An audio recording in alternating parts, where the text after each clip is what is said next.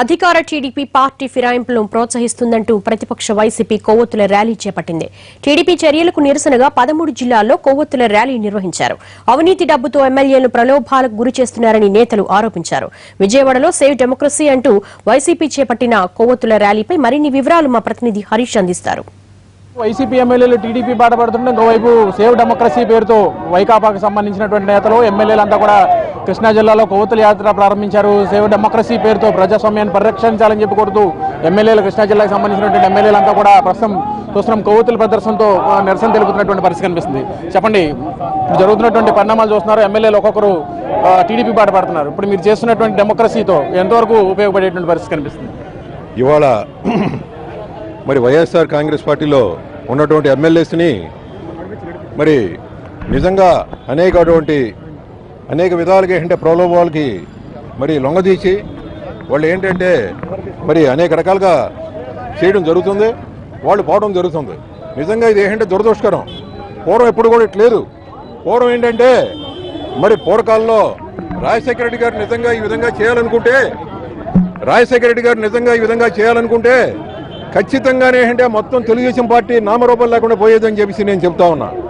కానీ ఆయనకు ఆ ఉద్దేశం లేదు. ఆయన ఏంటంటే ప్రతిపక్షం ఉండాలి, ప్రతిపక్ష సూచనలు వినాలి అని చెప్పేసి సరదాగా ఆయన ఏంటంటే చెప్పేవాడు. అటువంటి మహనీయుడు లేకపోవడం వల్ల ఏంటంటే ఇవాళ ఈ విధంగా జరుగుతుంది.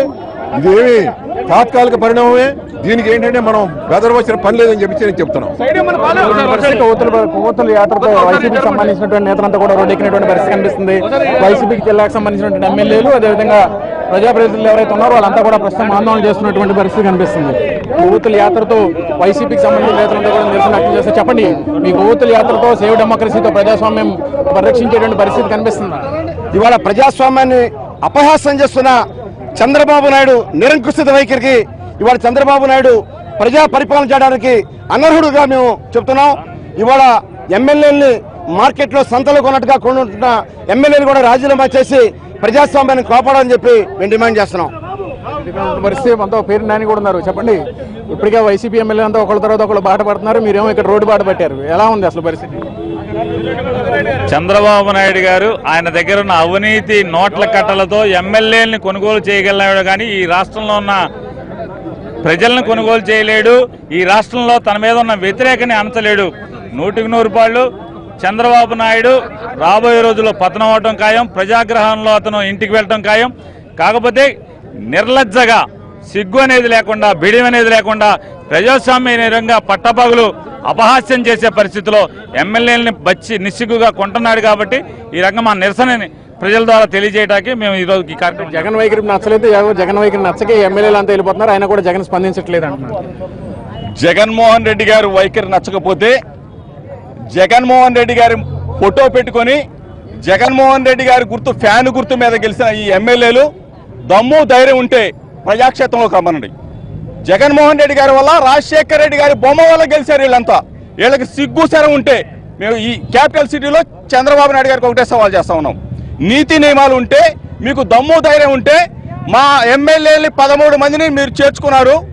క్యాపిటల్ సిటీ సాక్షిగా ఈ రోజున విజయవాడలో మీరు 365 రోజులు ఉంటా ఉన్నారు. రోజుకి 24 గంటలు ఉంటా ఉన్నారు. మీకు నిజంగా ఛాలెంజ్ చేస్తా ఉన్నాం. మీకు దమ్ము ధైర్యం ఉంటే 13 మంది రాజీనామా చేయించండి, ప్రజాక్షేత్రంలోకి వెళ్దాం. వైఎస్ఆర్ పార్టీ దమ్మేంటో, జగన్మోహన్ రెడ్డి గారు సత్తా ఏంటో చూపిస్తామని చెప్పి చాలా మంది లైన్ లో ఉన్నారు, చాలా మంది వెళ్తున్నారు అంటున్నారు. అంటే సేవ్ డెమోక్రసీ ఎంతవరకు ఉపయోగం?